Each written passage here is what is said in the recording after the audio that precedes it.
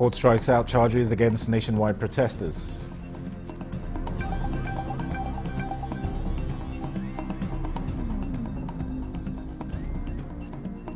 Foreign Affairs Minister embarks on shuttle diplomacy to 4 ECOWAS member states.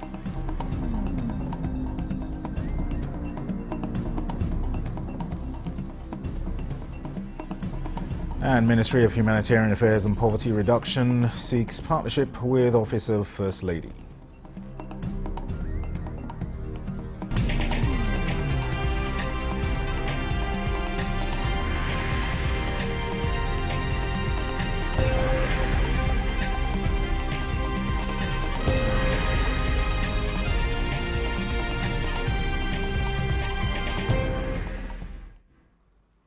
Hello and welcome to the news desk at 6 on Nta News 24. We're live in Abuja. I am Dennis Adegunloye.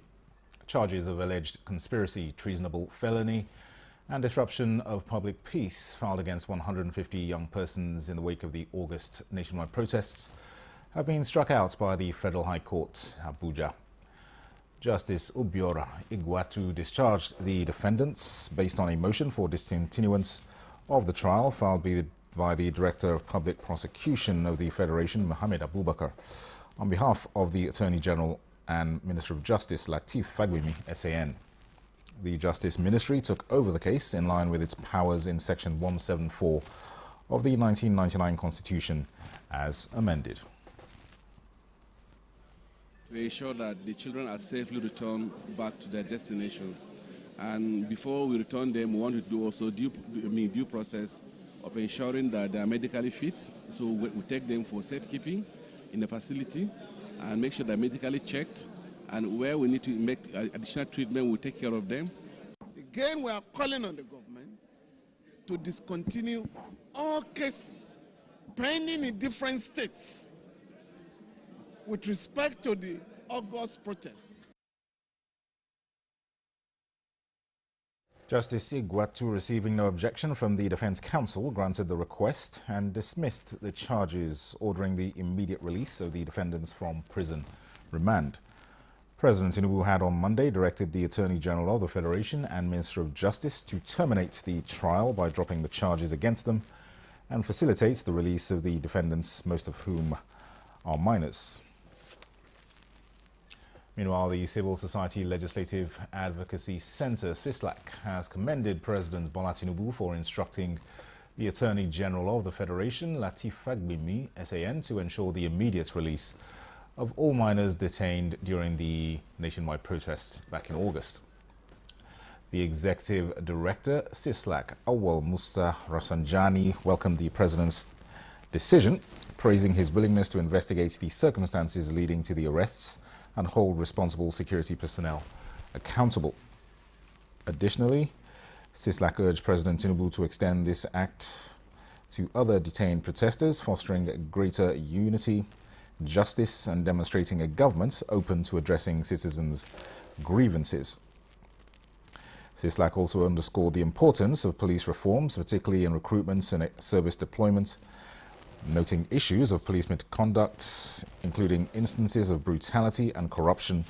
The organization stressed that only through a merit-based and transparent recruitment process can Nigeria build a police force that serves and protects the public responsibly. Well, Vice President Kashim Shettima has handed over 119 minors and adults after the presidential directive on the unconditional release of the alleged protesters of August. State House correspondent Abdurrahman Jibrilla reports.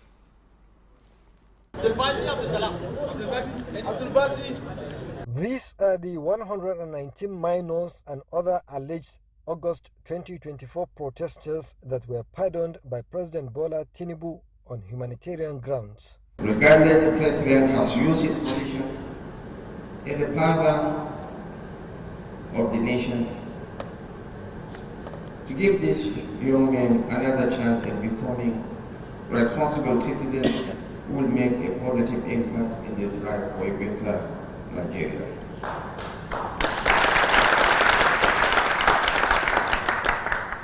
I would like to admonish you, young men, not to allow yourself to be used in perpetrating violence and destroying public and private property.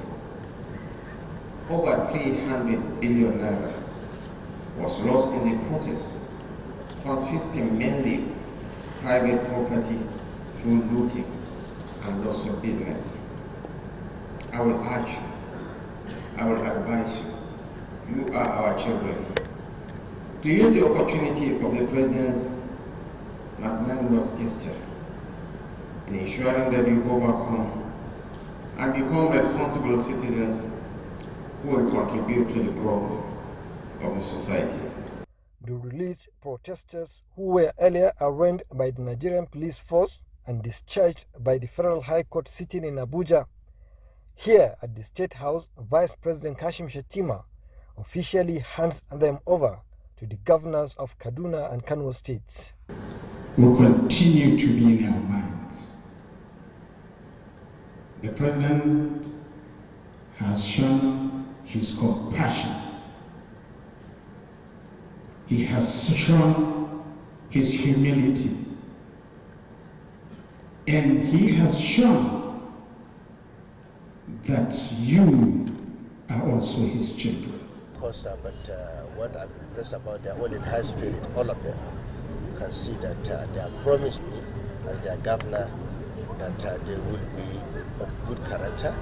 And of course, they also agree with me that they will not participate again in anything similar to what happened in the past.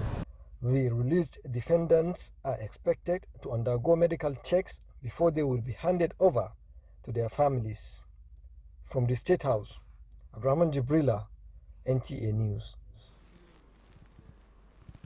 Minister of Information and National Orientation Mohammed Idris says the Tinubu administration is implementing more financial support towards alleviating the pains and challenges being experienced on account of the bold economic reforms aimed at putting Nigeria back on the track of sustainable growth and prosperity. This was at a town hall engagement in Abuja with beneficiaries of the federal government's loans for micro, small and medium enterprises operators. Salihu Abdullahi Gwanara reports. Like the Nigerian Education Loan Fund, the Credit Cost Scheme, and the 200 billion naira initial funding for Consumer Credit Corporation, the Presidential Grant and Loan Scheme for Micro, Small and Medium Enterprises is set to distribute 75 billion naira as loans to Nigerians. The goal is to further diversify the Nigerian economy, create jobs, promote value addition, revitalize our communities, and boost our exports. We fully recognize that these reforms may have caused some temporary hardship, especially for the vulnerable population. And we will do everything, this government will do everything within its power to cushion that discomfort. These single-digit loan facilities will be complemented by the ongoing tax reforms designed to reduce the tax burden on Nigerian businesses. This is in line with the administration's target to transform Nigeria into a $1 trillion economy by the year 2026. The government image maker assured that no part of the country will be left behind and that all Nigerians are potential beneficiaries. Once you put your application and your applications are judged to be in conformity with the rules and regulations set out, you will indeed be a beneficiary of this. There is no need for I know someone. There is no need for connection. You apply, you get. Similar town hall meetings are being held across the 6 geopolitical zones of the country. In Abuja, Salihu Abdullahi Gwanara, Nta News. Forging strategic collaborations with relevant bodies and development partners will shape the policy drive of the Ministry of Humanitarian Affairs and Poverty Reduction as it strives to offer fresh hope to vulnerable groups in the country. The new man in charge of the ministry, Nta News24, stated this during a visit to the office of the First Lady Oluremi Tinubu. State House correspondent Adini Taiwo reports that top on the agenda of the visit was to seek collaboration with the Renewed Hope initiative. To the people, Already we invited UNICEF to be part of what we're doing, and we also invited the state governments, and we also discussed that with the First Lady, and we're transmitting those same decisions to the various state governments to ensure that that is effected. The Minister provided updates on the release of the miners who were detained in the wake of the August protests, as ordered by President Bola Tinubu.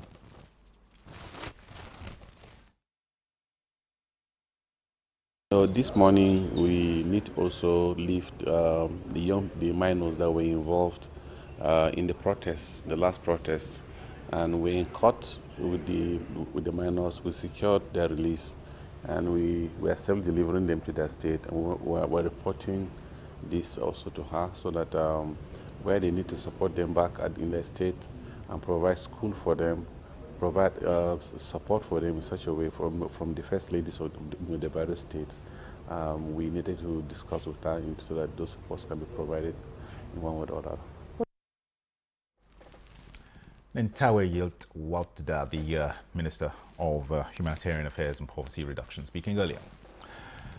Minister of Foreign Affairs, Yusuf Tuga, has arrived Togo for shuttle diplomacy to 4 West African countries, namely Togo, Guinea-Bissau, the Gambia and Cote d'Ivoire, as part of the President Bola Tinubu's mandate as chairman of the ECOWAS heads of state and government to solidify regional integration in the West African sub-region.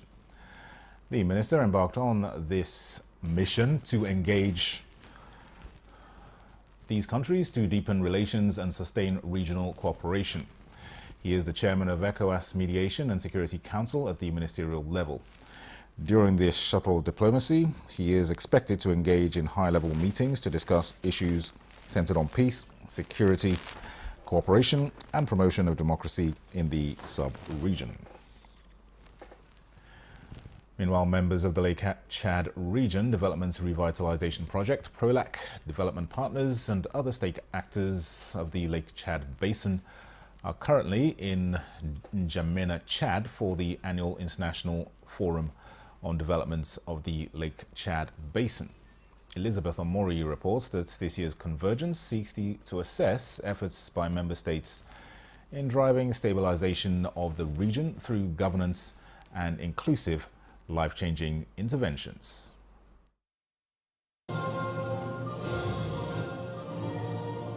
Sharing a common goal with familiar tales, they are here to dialogue on operational solutions to address challenges of climate change, conflict, and discuss social contracts to meet the needs of women and the youths within the Lake Chad region for sustainable growth.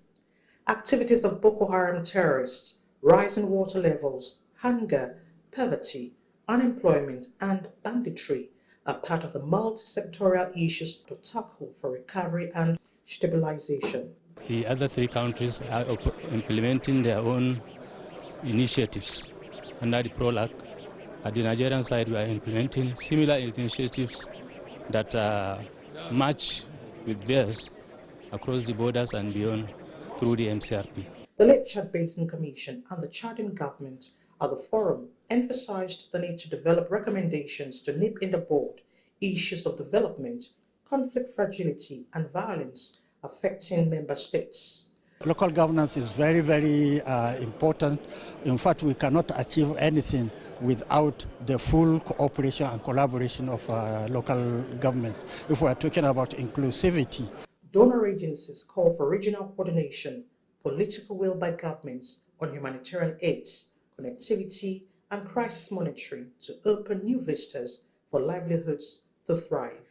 Member states are expected to come up with strategies to enhance social cohesion for economic development and food security in a changing climate in the Lake Chad region. From N'Djamena, Chad, Elizabeth Omori, Nta News. You're on to the news desk at 6 on Nta News24. More reports in a moment. Stay with us.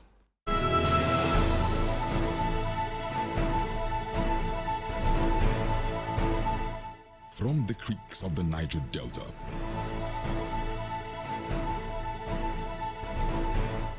to the breathtaking scenery of the plateau,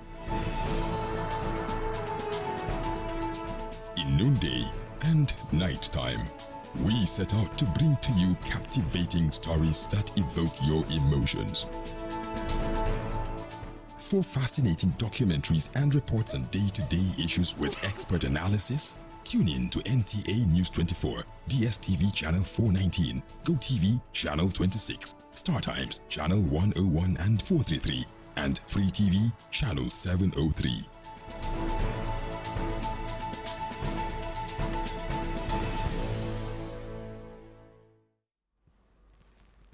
Welcome back. To strengthen synergy among the Nigerian Armed Forces and other security agencies, the Nigerian Navy has kicked off a series of lectures aimed at exposing participants to the roles and responsibilities of other sister agencies with a view to achieving the goal of enhancing national security. Ijoma Uweke has details. Series of lectures for the Nigerian Navy Basic Training School Batch 36 trainees on interagency cooperation is an intellectual engagement of critical stakeholders in the Army, Navy, police, and other security and intelligence agencies to expose participants to ways of enhancing interagency collaboration with the aim of improving the internal security operations in the country. The Commandant's Nigerian Navy Basic Training School, Commodore Gideon Kachim, acknowledged that the institution is leaving no stone unturned to impacting the right knowledge to enable the officers and men to be efficient in their duties.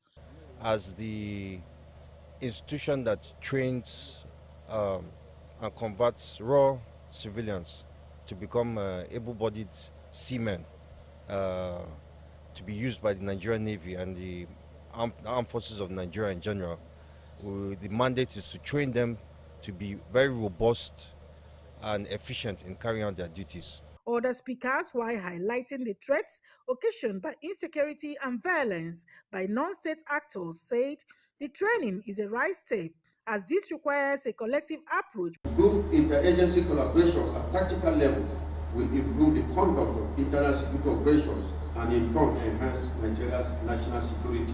The trainee will itch on this to be able to know that when they go out there, other security and safety agencies are partner in progress.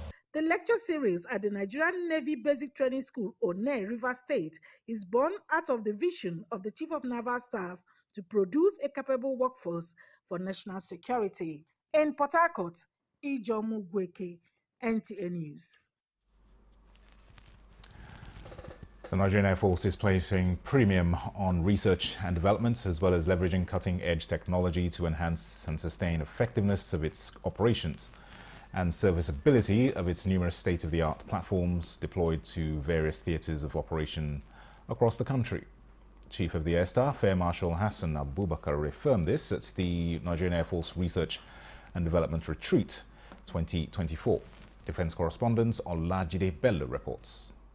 The Nigerian Air Force prides itself as a pace-setter in aerospace research and development, ranging from the construction of unmanned aerial vehicles to the production of rocket launchers, heat shields, spares fabrication, weaponization of aircraft, retrofitting of unserviceable rockets, and the production of blank firing adapters, among others.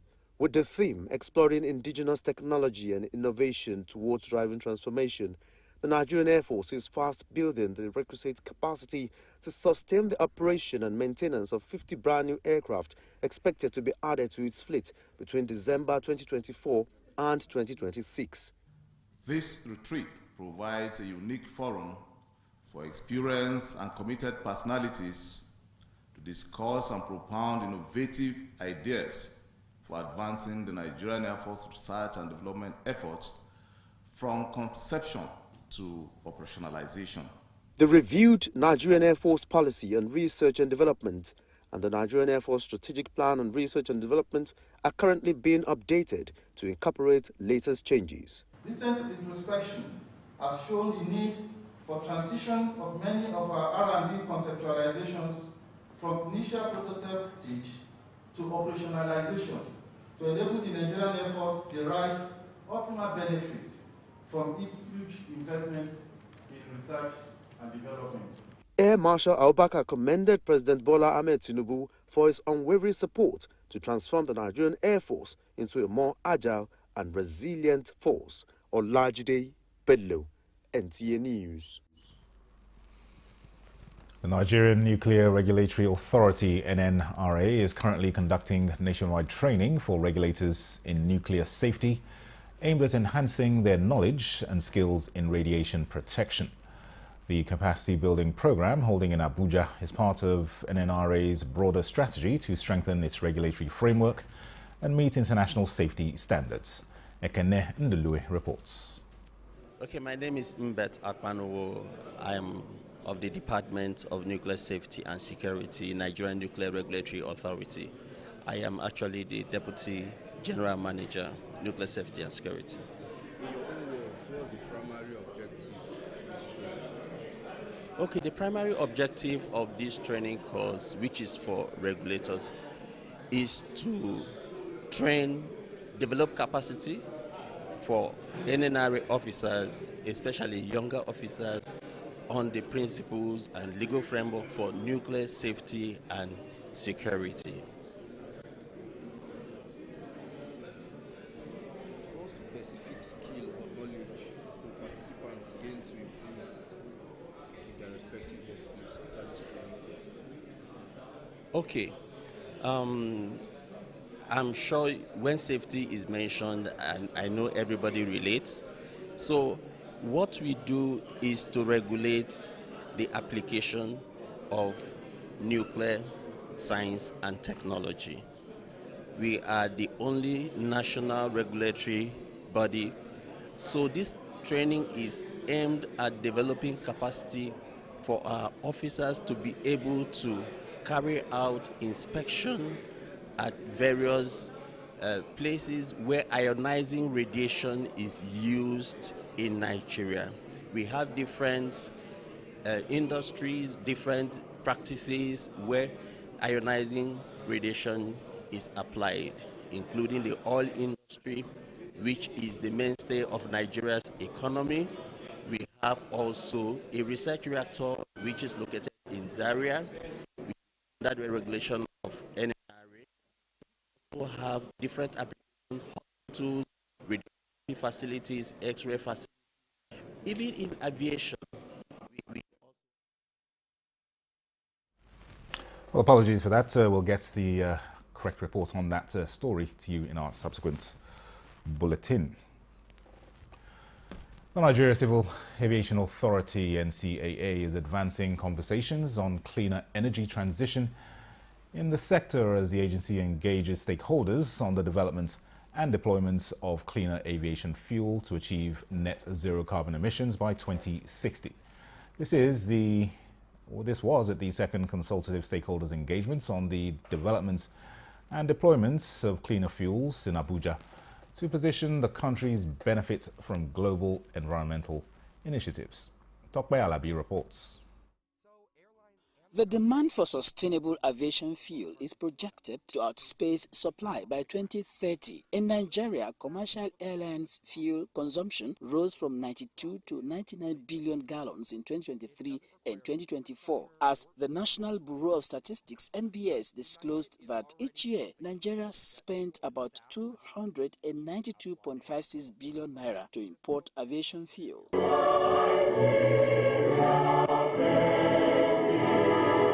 As forward-leaning aviation players combine strategies to source sustainable aviation fuel, this conversation under the EU-Africa-India project is focused on the benefits of a cleaner energy transition and the need for action against environmental degradation, including equity investments to scale the ecosystem. We are excited about the opportunity to work with the Ministry of Aviation and Aerospace Development, the Nigeria Civil Aviation Authority, to explore the potential of decarbonization of the aviation sector in Nigeria as we all work towards achieving our net zero emission targets to fight the climate change.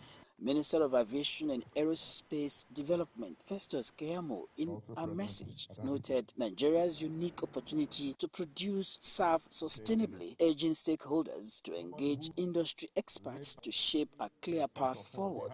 That the federal government, under the leadership of His Excellency President Bola Ahmed Tinubu, has placed aviation at the center of its national economic development and is committed to the global agenda of reducing greenhouse gas emissions and transitioning to cleaner energy solutions. That means we need to start thinking of investments to propel what it is we're looking for. And this is very important conversation here. We have private sector here in this room, and I really cannot underscore the fact that there's a need to have a merge between donor partnership, donor funding, public funding, and private funding. And this is a very important conversation we should have. This conversation is about collective efforts to further enhance an enabling environment for renewable aviation fuels that meets global sustainability criteria. In Abuja, Tokwe Alabi, Nta News. That concludes the news desk at 6 on NTA News 24. Thanks for watching. I am Dennis Adegunloye.